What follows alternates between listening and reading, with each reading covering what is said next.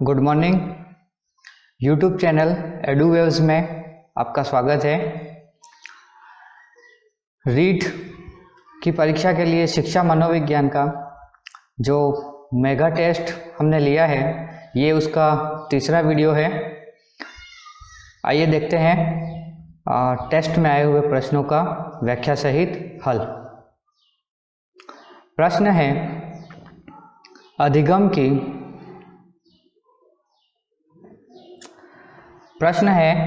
अधिगम की प्रक्रिया का तृतीय चरण कौन सा है?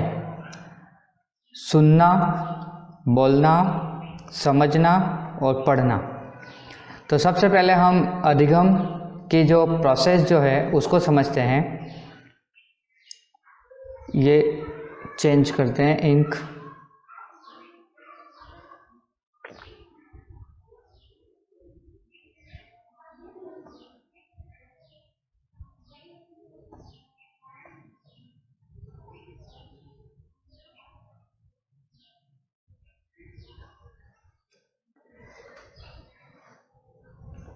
पहले जो है लैंग्वेज, मैं एक चीज़ यहाँ पे और आपको बता देता हूँ भाषा शिक्षण का। जैसे process of language learning, Hindi में ये हो जाएगा भाषा शिक्षण की प्रक्रिया या स्टेप्स, है ना, चरण सोपान, इस तरह से। तो लैंग्वेज सीखने के लिए सबसे पहले लिसनिंग होती, लिसनिंग।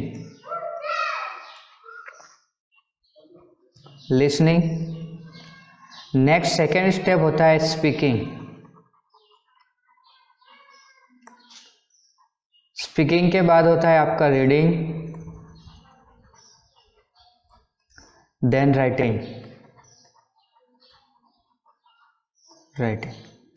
इसको शॉर्ट फॉर्म में इंग्लिश में LSRW भी कहते हैं। हिंदी में हो गया सुनना, बोलना,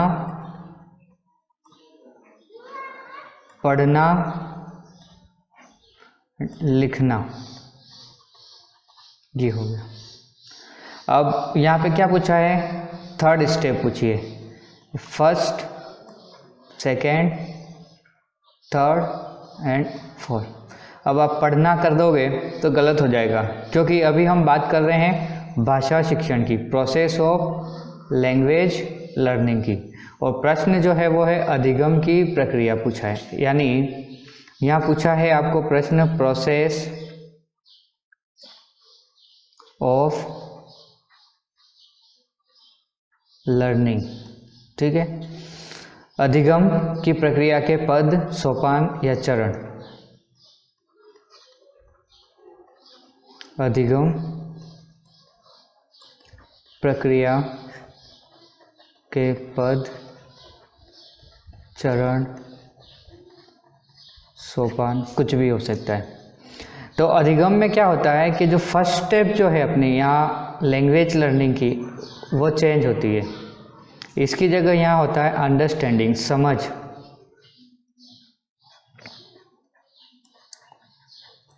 अंडरस्टैंडिंग, समझ, फिर उसके बाद बोलना समझकर, स्पीकिंग, रीडिंग एंड राइटिंग, ठीक है। इसकी शॉर्ट फॉर्म जो है वो हो जाएगी USRW। और हिंदी में ये हो जाएगा समझना, बोलना, पढ़ना और लिखना। तो अकॉर्डिंग टू क्वेश्चन हमारा जो सही आंसर है, थर्ड स्टेप पूछिए, ये तीसरा चरण यानी पढ़ना, ये राइट होगा। ठीक है। नेक्स्ट क्वेश्चन देखते हैं। जब तक बच्चा सीखता नहीं, शिक्षक ने पढ़ाया नहीं, यह कथन किसका है? सबसे पहले कथन को गौर से पढ़ें, सुने, ये इम्पोर्टेंट है, इसको समझ सकते हैं आसानी से और याद भी रह जाएगा आपको, कोई ज़्यादा दिक्कत नहीं है। यहाँ पर इस कथन में समस्त जिम्मेदारी जो है, पढ़ाने की जिम्मेदारी जो है या उत्तरदायित्व जो है, उत्तरदायित्व ये किसका आ रहा है इस कथन के अनुसार? शिक्षक का। ठीक है, यानी विद्यार्थी ने क्या पढ़ा, कितना पढ़ा, किस तरह से पढ़ा, सब कुछ किस पर डिपेंड है? टीचर पर है। स्टूडेंट को क्या आ रहा है, या वो पढ़ रहा है या नहीं पढ़ रहा है, या वो पढ़ने की कोशिश कर रहा है, इसको सब चीज़ों को नेग्लेक्ट रखा है यहाँ पर। ठीक है, तो मतलब एक तरह से मेरे नज़रिए से ये देखें तो ऐसा नहीं होता है। जैसे अपन कहते हैं ना, ताली दोनों हाथों से बजती है, एक हाथ से नहीं, तो वैसा ही सिर्फ समस्त जिम्मेदारी शिक्षक पर छोड़ देने से शिक्षण के जो उद्देश्य प्राप्त हो जाए, ऐसा संभव नहीं हो सकता। तो ये जैसे एक तरह से है ना, खतरनाक कथन हो गया ये कथन कि शिक्षक ने पढ़ाया नहीं, मतलब बच्चे ने सीखा नहीं, मतलब क्या है? शिक्षक ने पढ़ाया नहीं। चाहे वो पढ़ा सुबह से शाम तक पढ़ा रहा है उसको, लेकिन फिर भी बच्चे ने कुछ नहीं सीखा, मतलब टीचर ने पढ़ाया नहीं, शिक्षण नहीं हुआ, ऐसा ये कथन है। तो ये एक तरह से मार देने वाला है ना, मारक या मार देने वाला कथन है। शिक्षक मर जाए पढ़ाते पढ़ाते और फिर भी अगर बच्चे को नहीं आया, मतलब दोष शिक्षक का है। तो मार देना, मार मतलब किल है ना, किल।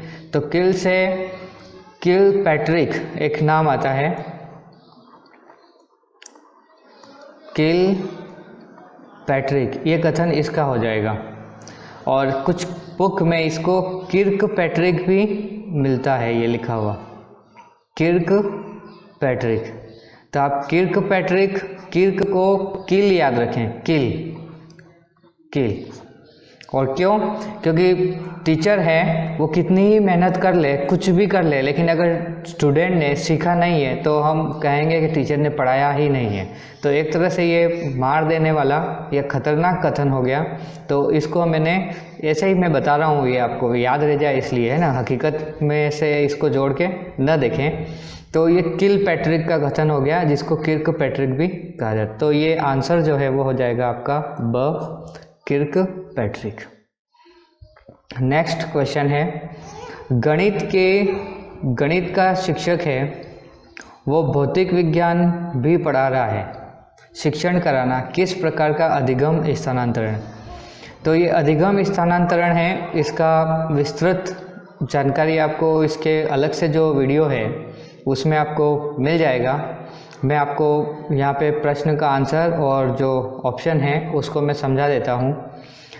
ऑप्शन है अपना सकारात्मक अधिगम स्थानांतरण। सकारात्मक अधिगम स्थानांतरण का मतलब ये होता है कि पूर्व का जो ज्ञान है, पूर्व का ज्ञान या नॉलेज, वो सहायता प्रदान करे, सहायता प्रदान करे या सहायक हो नवीन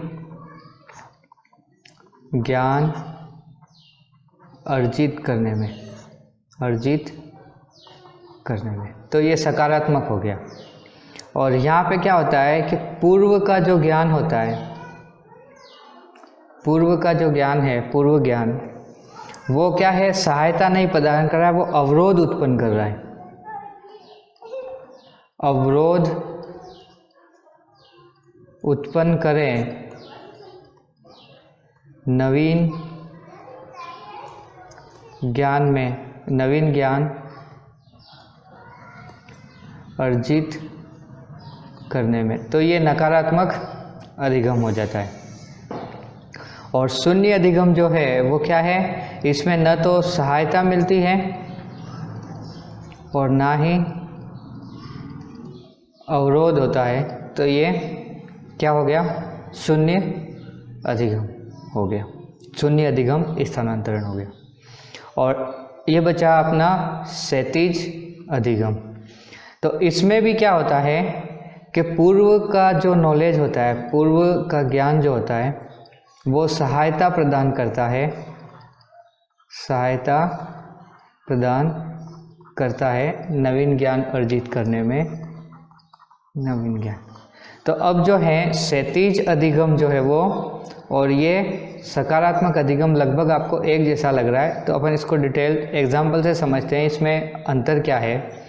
शून्य का इसका उदाहरण जैसे देख लें, एग्जाम्पल बल्लेबाज के द्वारा, ये हो गया बल्लेबाज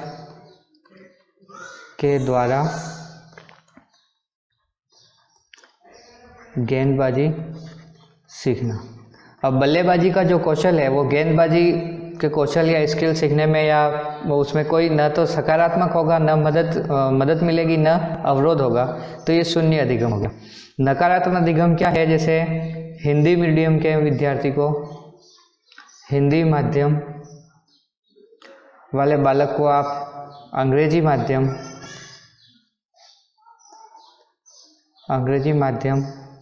में प्रवेश दिलवाना। तो ये हो गया आपके नकारात्मक अधिगम। अब अवरोध होगा, वो हिंदी पढ़ के आ रहा है, हिंदी मीडियम पढ़ा है, हिंदी में सब कुछ समझा, अब इंग्लिश में सब कुछ आ रहा है इसलिए। अब अपन बात करते हैं सकारात्मक और क्षैतिज की। तो सकारात्मक अधिगम जैसे है वो है साइकिल चलाकर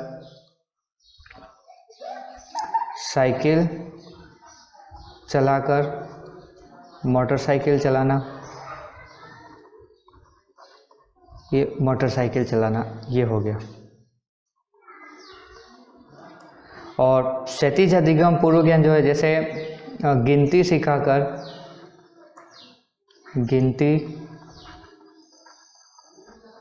सिखाकर जोड़ गुणा सिखाना, ठीक है। तो कुल मिला के अगर हम बात करें थोड़ा डिटेल में, इस प्रश्न का आंसर निकालने की कोशिश करें, तो ये हो गया आपका क्षैतिज में क्या होता है, विषय वस्तु नहीं बदलती है, ठीक है। और सकारात्मक की अगर हम बात करें तो इसमें क्या होता है, विषय वस्तु बदल जाती है। इस चीज़ को आप मेन याद रखें, क्वेश्चन का आंसर मिल जाएगा। क्षैतिज और सकारात्मक दोनों ही मदद कर रहे हैं सीखने में, लेकिन क्षैतिज में क्या होता है, विषय वस्तु है वो बदलती नहीं है। जैसे देखो, गिनती सिखाकर जोड़ बाकी सिखा रहे हो, तो एक तरह से क्या है, सब विषय वही है। जैसे वर्णमाला सिखाकर आप अक्षर ज्ञान सिखा रहे हो, ठीक है, इस तरह से। और इसमें देखो साइकिल चलाकर मोटरसाइकिल, तो विषय वस्तु साइकिल और मोटरसाइकिल दोनों बिल्कुल एक अलग कंसेप्ट हो गया, तो ये सकारात्मक। तो यहाँ पर भी देखो गणित और भौतिक विज्ञान दो अलग अलग सब्जेक्ट की बात हो गई है और शिक्षण करा रहे हैं, मतलब मदद मिल रही है, तो ये हो गया आपका सकारात्मक अधिगम स्थानांतरण। क्यों? क्योंकि इसमें क्या हो रहा है, विषय वस्तु बदल रही है। गणित और भौतिक विज्ञान दो अलग अलग विषय हैं। अगला प्रश्न है, एक बालक दाएं हाथ की हड्डी टूट जाने पर के कारण बाएं हाथ से खाना खाता है, यह किस प्रकार का अधिगम स्थानांतरण। तो मैंने अभी कहा अधिगम स्थानांतरण को समझने के लिए, सभी तरह के स्थानांतरण समझने के लिए विस्तृत जो वीडियो है वो आप देख सकते हैं, एडुवेव्स जो हमारा यूट्यूब चैनल है इसमें। अभी मैं आपको यहाँ पे जैसे समझाए हैं बाकी वैसे इसमें समझाता हूँ। जैसे ऋणात्मक, तो ये नकारात्मक भी कहते हैं, और ये क्या करता है, बाधा या अवरोध उत्पन्न करता है नवीन ज्ञान सीखने में। ये ऊर्ध्वांतर होता है कि निम्न स्तर का प्रशिक्षण देकर उच्च स्तर के परीक्षा दिलवाना। जैसे ये निम्न से निम्न से उच्च स्तर। जैसे उदाहरण इसका हम अगर देखें तो ये कह सकते हैं, अभी जैसे रीट की आप तैयारी कर रहे हो तो रीट की तैयारी करवाकर फर्स्ट ग्रेड का एग्ज़ाम दिलवाना। समझ गए? अब बात करते हैं अपन एक पक्ष और द्विपक्ष की, और ये प्रश्न जो है वो इसी पर है। एक पक्षी में क्या होता है कि ये हो गया, एक अंग का कार्य दूसरे अंग से करना।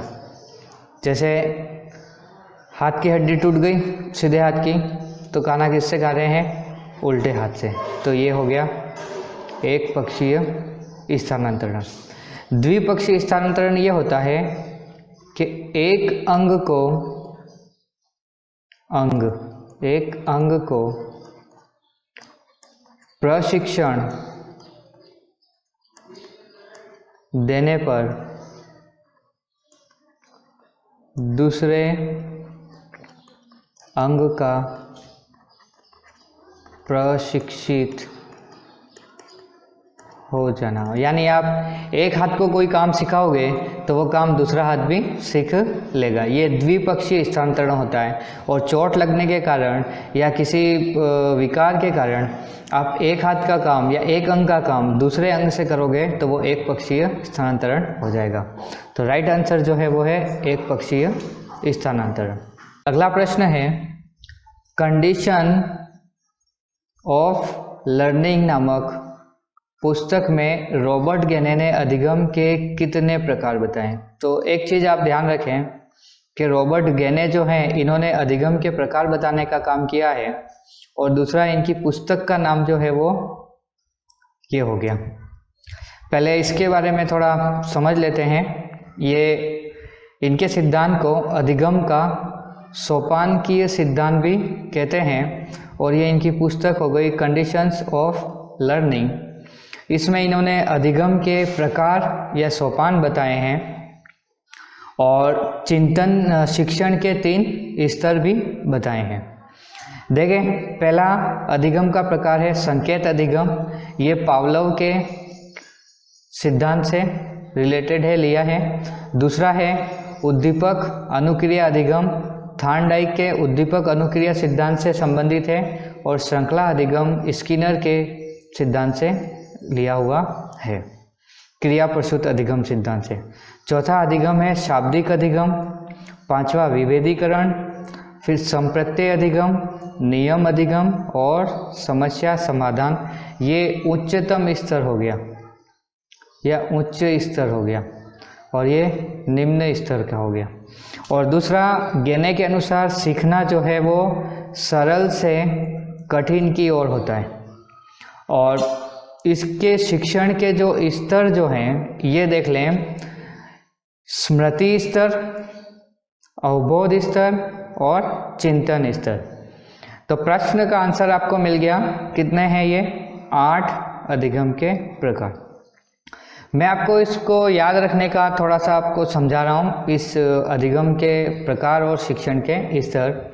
सबसे पहला जो है, मतलब एक छोटा बालक है वो है ना इशारों से ज़्यादा सीखता है। आप है ना उसको जैसे पानी की प्यास लगती है तो इशारा करके बताते हो। स्कूल में भी जो छोटे बच्चे हैं वो बोल कर नहीं, जैसे उनको टॉयलेट जाना है तो इशारा करते हैं, सब टॉयलेट, बोलता बाद में है वो, ठीक है। तो संकेतों से वो सबसे पहले सीखता है, ठीक है। फिर जैसे ही वो थोड़ा बड़ा होता है तो वो किसी चीज़ को देखकर रिएक्ट करता है, मतलब अनुक्रिया करता है। उसको कोई चीज़ भी, जो चीज़ अच्छी लगती है उसको पाने की कोशिश करता है, या उसके अनुसार वो क्रिया करता है। जैसे कोई जानवर उसके पास आ जाता है तो वो डर जाता है या चीखता है। किसी को नहीं देखता है, अनजान व्यक्ति को देखता है तो भी डर जाता है। परिचित व्यक्ति को देखकर मुस्कुराने लग जाता है। तो ये उद्दीपक अनुक्रिया हो गया। उद्दीपक जिस तरह का मिलेगा उसके अनुसार अनुक्रिया हो गई। उसके बाद जब थोड़ा बड़ा होता है तो वो श्रृंखला अधिगम करना, मतलब एक साथ 2 से 3 काम करना सीख जाता है। थोड़ी बुद्धि उसकी विकसित हो जाती है, बड़ा भी हो गया है, उम्र, मानसिक विकास हो गया है, शारीरिक विकास हो गया है। तो जैसे इसमें अभिवादन करना, तो अभिवादन, जैसे अभिवादन करना, अभिवादन करना, तो अभिवादन जो करना होता है उसमें एक साथ 2 से 3 जैसे पैर छूना, नमस्ते बोलना, प्रणाम करना, बिठाना, चाय पानी के लिए पूछना, हालचाल पूछना, ये जो सारे काम जो है ये अभिवादन के साथ में होता है। तो ये शाब्दिक अधिगम हो गया। उसके बाद अगला जो है वो है विभेदीकरण। विभेदीकरण यानी अंतर करना, ठीक है। वो बड़ा हो गया है, समझ हो गई है, तो उसको अच्छे बुरे में, परिचित अपरिचित में, और क्या उसके लिए लाभदायक है, नुकसानदायक है, इसमें वो विभेद करना सीख जाता है। तो इस तरह से हम ये 5 तक आ गए। और नहीं तो आप ऐसे याद कर सकते हो, 5वां जो है वो विभेद करना बताता है, विभेद करना। अब जो इसके ऊपर जो है वो क्या है, संप्रत्यय अधिगम। संप्रत्यय अधिगम में मतलब उस चीज़ के बारे में ये समझ विकसित हो जाती है, ठीक है, पूर्ण समझ, ये संप्रत्यय अधिगम। और जब पूर्ण समझ आ जाएगी तो नियम समझने में आ जाएगा, और जब नियम समझ लेंगे तो समस्या का समाधान हो जाएगा। जैसे ये 1 से लेकर 5 तक आप यहाँ ऐसे याद रखना, संकेत, छोटा बालक, फिर उद्दीपक, अनुक्रिया, श्रृंखला, शाब्दिक विभेद। अब आप ऐसे याद, जैसे बालक बड़ा हो गया है, ठीक है, किशोरावस्था में आ गया है, वो उसके अंदर समस्या समाधान की एबिलिटी आ जाती है, समस्या समाधान अधिगम। लेकिन आप जब देखना, समस्या समाधान करने के लिए उसको नियम होना जरूरी है। जैसे अभी रीट की परीक्षा आने वाली है, तो आपको कोई पूछेगा कि साहब मेरा फाइनल ईयर रनिंग चल रहा है, मैं दे सकता हूँ या नहीं दे सकता हूँ। या जैसे अभी नई भर्ती में कॉमर्स वालों के लिए संभावना बताई जा रही है, तो कोई कॉमर्स का स्टूडेंट ये पूछता है कि भाई मैं रीट का एग्ज़ाम दे पाऊँगा या नहीं दे पाऊँगा, तो ये उसके लिए एक समस्या हो गई। तो ये समस्या का समाधान करने के लिए क्या होगा, उसको नियम की जानकारी होनी चाहिए। तो नियम की जानकारी होगी तो वो बता पाएगा कि हाँ भाई आप एग्ज़ाम दे पाओगे या नहीं दे पाओगे, आपको पोस्टिंग मिलेगी या नहीं मिलेगी। और नियम तब पता चलेगा जब आपको उस आने वाली वैकेंसी के बारे में कंप्लीट पूर्ण समझ होगी, संप्रत्यय कंप्लीट होगा कि भाई रीट का एग्ज़ाम है, ये 1 से 5 और 6 से 8 के लिए होता है, सब्जेक्ट क्या होते हैं, भर्ती का प्रोसेस क्या है और क्यों है, जैसे वेटेज क्यों रखा जाता है, पेपर कितने होते हैं। इस तरह का जब आपका संप्रत्यय कंप्लीट होगा, सारी जानकारी आप जानते हो, तो नियम पता होंगे, और नियम पता होंगे तो आप समस्या का समाधान कर लेंगे। ये हो गए इसके अधिगम के प्रकार, याद रखना। आप याद रख सकते हैं, छोटा बालक, संकेत, फिर किसी वस्तु को देखकर क्रिया किया, फिर उसने एक साथ 2-3 काम करने शुरू किए। उसके बाद ये श्रृंखला अधिगम है, शाब्दिक में अक्षरों के द्वारा बोलना, ये अधिगम। और विभेद, अंतर करना। अब हम इसके शिक्षण के स्तर की बात करते हैं। तो शिक्षण के स्तर इसने 3 बताए हैं। तो सबसे पहले हम निम्न स्तर, जो स्मृति स्तर है, इसकी बात करते हैं। तो जो बालक जब छोटा होता है तो उसकी याददाश्त शक्ति या उसके मस्तिष्क की ग्रहणशीलता बहुत अधिक होती है, तो उसमें स्मृति स्तर हो गया, वो हर चीज़ याद कर लेता है, जो भी आप बोलते हो तुरंत उसको दिमाग में बैठ जाता है। उसके बाद हम डायरेक्ट आते हैं चिंतन स्तर पर। तो चिंतन स्तर मतलब बच्चा जो है वो बड़ा हो गया है, किशोरावस्था में आ गया है, समस्या का क्या कर लेता है, समाधान कर लेता है। तो समस्या समाधान के लिए क्या करना होता है, चिंतन आवश्यक होता है। चिंतन जब करेगा तभी तो नियम और संप्रत्यय के बारे में पता चलेगा। तो चिंतन करता है, तो ये हो गया। लेकिन चिंतन करते हैं के लिए क्या होना चाहिए, नियम और संप्रत्यय। संप्रत्यय वही तो क्या है, अवबोध, समझ। तो ये बीच का स्तर हो गया। छोटा बालक याददाश्त तेज, बड़ा बालक क्या करता है, समस्या समाधान। समस्या समाधान के लिए क्या करता है, चिंतन करता है। लेकिन चिंतन कब करेगा, जब समझ होगी तब। तो इस तरह से ये 3 स्तर हो गए। काफ़ी लंबा वीडियो हो जाएगा, नेक्स्ट देखते हैं। रॉबर्ट गेने के अनुसार अधिगम होता है, ये अभी बताया मैंने, अधिगम क्या होता, कैसे होता है, सरल से कठिन की ओर। पहले प्रारंभ में सीखना सरल होता है, और धीरे धीरे उसके सीखने का जो है स्तर है वो बढ़ता जाता है। ठीक है, तो इस तरह से जो है सीखना सरल से कठिन की ओर रॉबर्ट गेने के अनुसार अभी जस्ट समझाया आपको सारी बातें। रॉबर्ट गेने के अनुसार अधिगम का सर्वोच्च स्तर है, तो अभी मैंने आपको बताया सबसे निम्न स्तर जो है वो क्या है, संकेत अधिगम, और सबसे उच्च स्तर जो है वो क्या है, समस्या समाधान। तो ये हो गया समस्या समाधान, ये 8वें नंबर पे आता है, नियम 7वें पे आता है। ठीक है, और शाब्दिक जो है वो 4थे नंबर पे आता है, और 5वें पे विभेद आता है। ठीक है, संकेत अधिगम जो है वो 1st नंबर पे। 8 प्रकार बताए हैं इन्होंने, 8 प्रकार। अभी थोड़ी देर पहले मैंने काफ़ी बातें समझाई आपको। निम्न में प्रश्नावली व्यक्तित्व परीक्षण की कौन सी विधि है? प्रश्नावली जो है, मेथड जो है एक व्यक्तित्व परीक्षण का, वो कौन सा है? तो इसको समझ लेते हैं, व्यक्तित्व मापन या परीक्षण की विधियां कौन सी है। तो इसकी 2 विधियां होती हैं। एक तो होता है अप्रक्षेपी विधियां जो चेतन मन का अध्ययन करती है, और दूसरा होता है प्रक्षेपी विधियां जो अचेतन मन का अध्ययन करती है। तो विधियां हो गई 2 प्रकार की, प्रक्षेपी और अप्रक्षेपी। अब अप्रक्षेपी और प्रक्षेपी, सॉरी।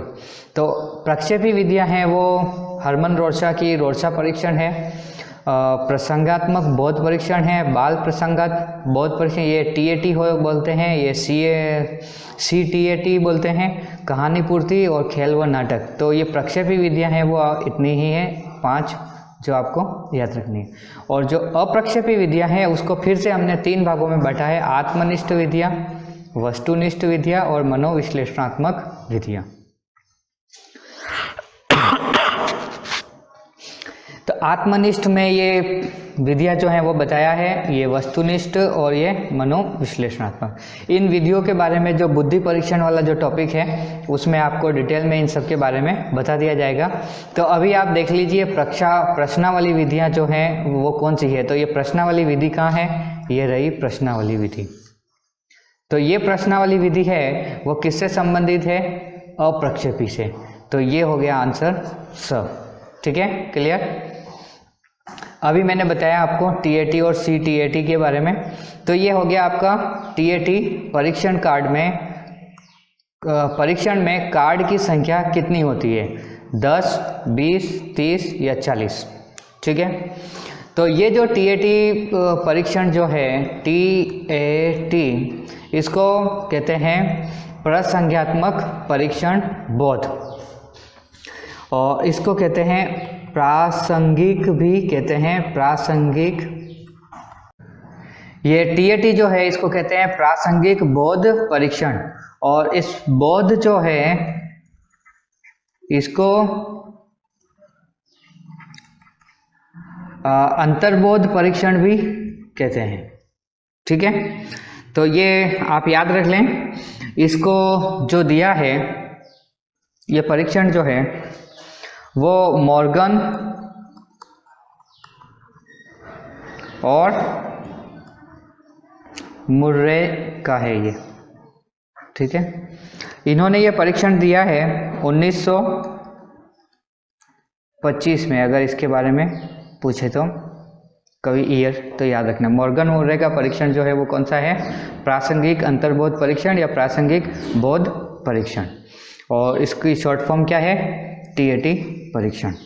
अब इसमें जो टोटल कार्ड जो हैं वो 30 होते हैं, 30 टोटल होते हैं।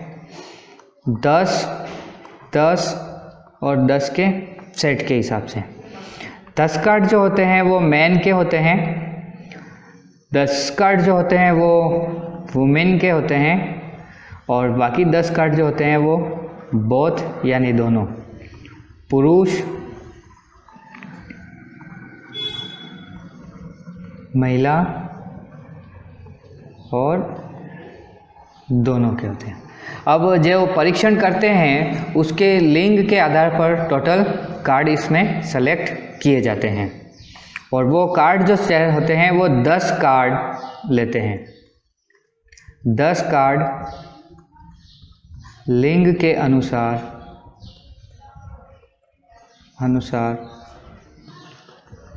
प्रयोग करके परीक्षण किया जाता है। तो आंसर आपका हो गया स। और ये जो है वो रोर्शा के लिए है। ये आ गया अगला प्रश्न। रोर्शा शाही धब्बा परीक्षण व्यक्तित्व परीक्षण का कौन सा प्रकार है? ठीक है, तो ये आपको अभी मैंने बताया है थोड़ी समय पहले। ये जो है वो प्रक्षेपी प्रकार है, प्रक्षेपी प्रकार। ठीक है, और इसमें कार्ड की संख्या जो होती है वो 10 होती है, अभी थोड़ी देर पहले भी मैंने बताया है। और ये जो कार्ड होते हैं वो 5, 3 और 2 होते हैं। और इस पे क्या होता है, रंग के चित्र धब्बे होते हैं। ठीक है, धब्बे, रंग के धब्बे होते हैं। ये कलर जो है 5 कार्ड जो है वो ब्लैक कलर के होते हैं, 3 जो हैं वो ब्लैक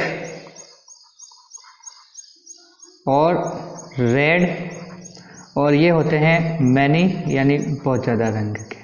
ठीक है, काले, काले व लाल, और ये अनेक रंग। ठीक है, हरमन रोर्शा है ये। रोर्शा परीक्षण जो है ये किसने दिया है? हरमन रोर्शा, अभी थोड़ी देर पहले बताया था, और 1921। इसके पहले जो मॉर्गन मुरे है वो 25 का है। व्यक्तित्व की विशेषता किस रूप में बताई जा सकती है? व्यक्तित्व, पर्सनालिटी की विशेषता हमें बतानी है। तो पहला ऑप्शन है शारीरिक विशेषताओं के समुच्चय से, बिल्कुल सही है, इससे हम बता सकते हैं।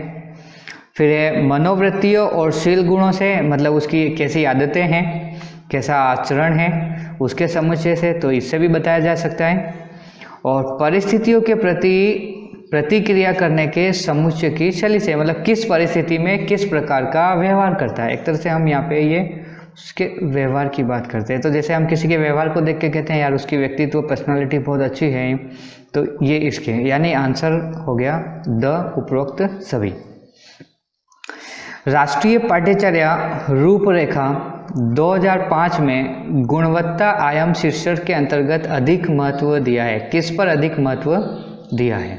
ठीक है, ये जो बना है ये प्रोफेसर, जो आयोग जो है वो प्रोफेसर यशपाल समिति की सिफारिश में ये हुआ है। ठीक है, ये याद रख लेना। राष्ट्रीय पाठ्यचर्या, ये इसको इंग्लिश में बोलते हैं NCF 2005। पहले अपना जो NCF 2005 का वीडियो है ये लिस्ट में, प्लेलिस्ट में आप देख सकते हैं इसको, इसमें इसके बारे में कंप्लीट जानकारी दी गई है। भौतिक संसाधनों को, शिक्षित एवं अभिप्रेरित बालकों के ज्ञान के संदर्भ में संरचित अनुभवों को, और बालकों के संरचित अनुभव एवं पाठ्यक्रम सुधार को। तो आप देख सकते हैं ये जो है वो पाठ्यचर्या के लिए बना हुआ है, पाठ्यक्रम के लिए, और इसका जो मुख्य फोकस है वो पाठ्यक्रम सुधार के लिए है। ठीक है, पाठ्यक्रम में सुधार के लिए। इनका जो अपन ये कह सकते हैं लोगो वाक्य जो है, मूल वाक्य जो है वो है लर्निंग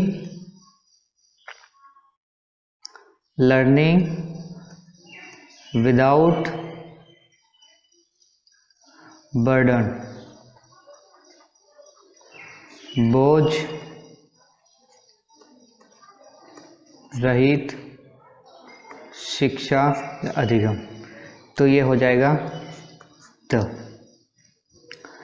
राष्ट्रीय पाठ्यचर्या रूपरेखा 2005 में निम्नलिखित किस परीक्षा संबंधी सुधार को सुझाया गया है? कि 10वीं की परीक्षा को ऐच्छिक करना, विद्यालय शिक्षा की विभिन्न अवस्थाओं पर राज्य की परीक्षा संचालन करना, और प्रतियोगी प्रवेश परीक्षाओं को ऐच्छिक बनाना, या उपयुक्त सभी। तो प्रतियोगी परीक्षा प्रणाली को अगर हम ऐच्छिक बना देंगे तो फिर कॉम्पिटिटिव एग्जाम में कोई फाइट करना चाहेगा ही नहीं, और फिर सर्विस कैसे दोगे आप? ठीक है, तो ये नहीं हो सकता, इसका मतलब ये भी नहीं है। और ख़ास तौर से आपने CBSE बोर्ड के बारे में सुना होगा, उन्होंने 10वीं का एग्ज़ाम जो है वो क्या किया है, ऐच्छिक कर दिया है। तो यही इसका राइट आंसर है। कक्षा 10 की परीक्षा जो है वो ऐच्छिक की है, ठीक है, ऑप्शनल किया है। और कब किया है वो इसके आधार पर उन्होंने किया है। बालकों द्वारा अर्जित किए ज्ञान और कौशल को किस परीक्षण के द्वारा मापा जाता है? ये जो है बालक ने क्या अर्जित किया है या शिक्षक ने क्या पढ़ाया है, इसके लिए जो है अचीवमेंट टेस्ट लिया जाता है। और वो जो अचीवमेंट टेस्ट है उसको हिंदी में हम कहते हैं उपलब्धि परीक्षण। बोर्ड परीक्षा, बुद्धि परीक्षण और व्यक्तित्व परीक्षण ये नहीं है। बोर्ड परीक्षा हमारे सिलेबस कंसेप्ट में हम इसे है ही नहीं, इसे नहीं देख रहे हैं। बुद्धि परीक्षण जो है वो क्या करता है, बुद्धि का मापन करता है। और व्यक्तित्व परीक्षण क्या करता है, व्यक्तित्व का मापन करता है। और हम क्या कर रहे हैं, उद्देश्यों की प्राप्ति कितनी हुई या अर्जित कितना हुआ, कौशल कितना विकास हुआ, ये सब अचीवमेंट टेस्ट उपलब्धि परीक्षण के द्वारा होता है। प्लेलिस्ट में आप इसका वीडियो देख सकते हैं। निम्न में से किन में व्यक्तिगत भेद पाए जाते हैं? व्यक्तिगत भेद, इंडिविजुअल डिफरेंस की बात कर रहे हैं यहाँ। बुद्धि स्तर में, अभिवृत्ति में, गतिवाहक योग्यता में और उपयुक्त सभी में। तो जैसा कि अपन सब जानते हैं, सभी जो मनुष्य या बालक जो होते हैं उनका जो बुद्धि स्तर होता है, बुद्धि स्तर वो क्या होता है, असमान होता है। तो इसमें तो ये पाया जाता है। अभिवृत्ति जो है, तो जो सबकी जो रुचियां जो हैं वो भी क्या होता है, अलग अलग होता है। और गतिवाहक, गतिवाहक यानी दौड़ना, चलना, कूदना, ये तो ये भी सबकी क्या होती है, योग्यता में सब क्या होता है, अंतर होता है, या हम कह सकते हैं असमान होता है। तो ये व्यक्तिगत भेद जो हैं वो उपयुक्त सभी में पाए जाते हैं।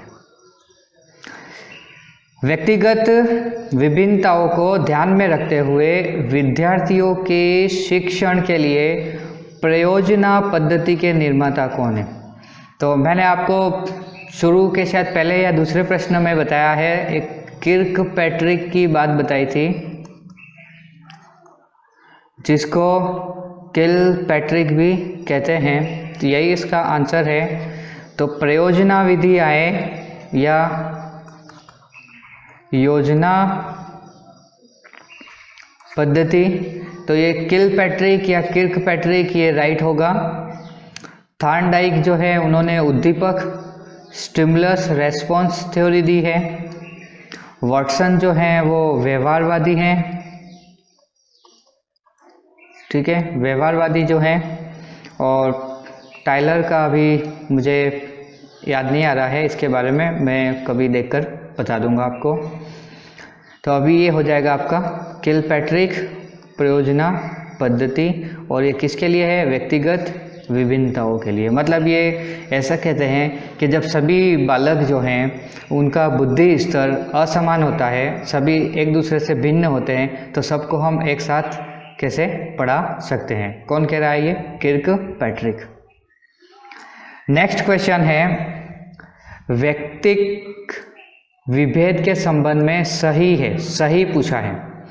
तो विभिन्न व्यक्ति रंग रूप, शारीरिक गठन, लंबाई, भार, लिंग भेद में भिन्न भिन्न होते हैं। तो बिल्कुल भिन्न भिन्न होते हैं, सभी अलग अलग होते हैं, ठीक है।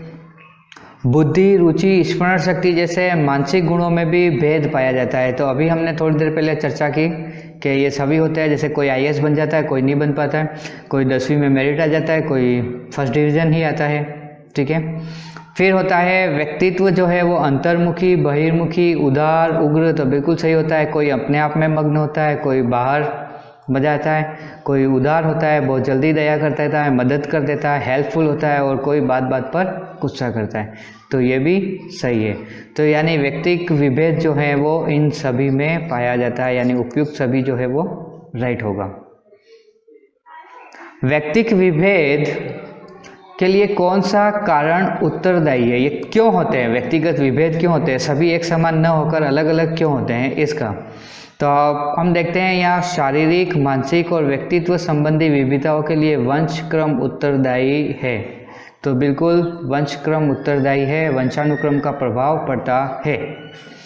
फिर है ये वंशानुक्रम और वातावरण अपना टॉपिक भी है, उसमें भी आप इसे देख सकते हैं कि जो जैविकीय जो विकास होता है वो उस पर प्रभाव किसका होता है, वंशानुक्रम का। फिर अपना है व्यक्तिगत विभिन्नता के लिए भौगोलिक, सामाजिक और सांस्कृतिक वातावरण भी उत्तरदायी है।